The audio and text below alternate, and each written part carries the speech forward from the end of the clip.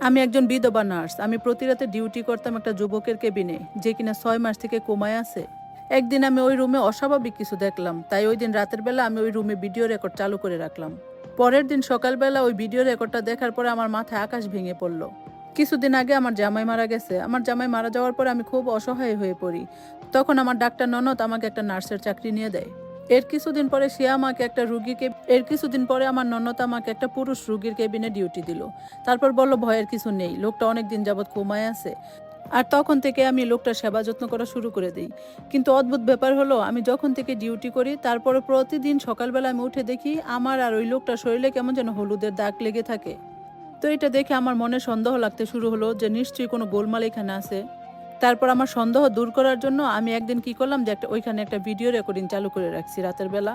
তো সকালবেলা উঠে ওই ভিডিও রেকর্ডিং দেখে আমার তো মাথায় আকাশ ভেঙে পড়ছে।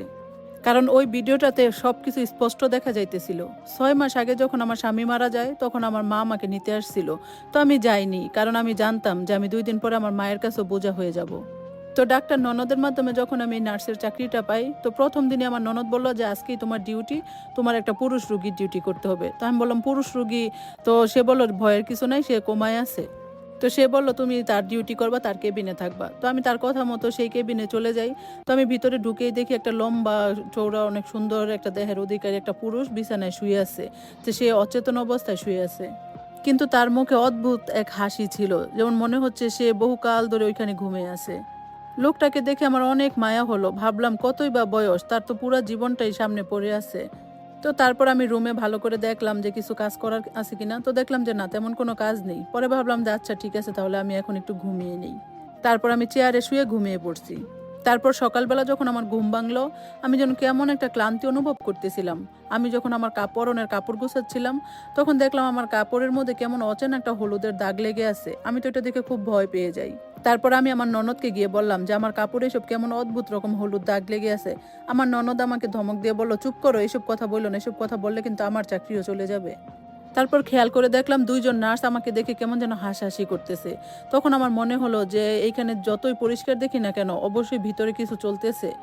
তো যাই হোক, তারপরের দিন যখন আমি আবার ডিউটিতে যাই, তখনও দেখি আমাকে সেম রুমে ডিউটি দেয়। তখন আমি আমার ননদকে বলছি যে আমাকে এই ডিউটিটা চেঞ্জ করে দেওয়া হোক। আমার ননদ আমাকে ধমকে সুরে বলল, আমি ইচ্ছা করে তোমাকে এই রুমে ডিউটি দিছি, কারণ এই রুগীটা যেহেতু কোমায় আছে, কোনো ভেজাল নাই, কোনো ঝামেলা নাই। এরপর কিছুদিন পরে আমার নির্দিষ্ট একটা ডিউটি হয়ে গেল। সময় মতো হসপিটালে আসি, ইউনিফর্ম পরি আর ওই রুমটাতেই ঢুকে যাই। রুমে অল্প আলো জ্বালিয়ে রেখে দিই, আর চারপাশে মেশিনের বিপ বিপ শব্দ। রুগী চুপচাপ শুয়ে থাকতো, চোখের পাতাটা পর্যন্ত নড়তো না। একদিন রাতে অদ্ভুত এক ঘটনা ঘটলো। ঘর পরিষ্কার করতে গিয়ে দেখি একটা ড্রয়ার খোলা। তো ড্রয়ারে দেখি একটা ডায়েরি আর একটা তেলের শিশি। ডায়েরির কোনো পাতায় কিছু লেখা ছিল না, শুধু শেষের পাতায় লেখা ছিল নীরবতা সব কিছু শুনে ফেলে। এরপর আমি প্রতি রাতে সময় কাটানোর জন্য সাথে করে একটা বই নিয়ে আসতাম, আর ভাবলাম যে ওই আদিত্য নামে রুগীটাকে বইটা পড়ে পড়ে শোনাবো।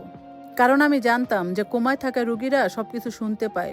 তো তারপর থেকে আমি প্রতি রাতে তাকে ওই বই পড়ে শোনাতে শুরু করলাম। আর যখন সে বই শুনতে শুনতে চোখের পাতা বন্ধ করে ফেলতো, তখন আমিও তার সাথে সাথে ঘুমিয়ে যেতাম।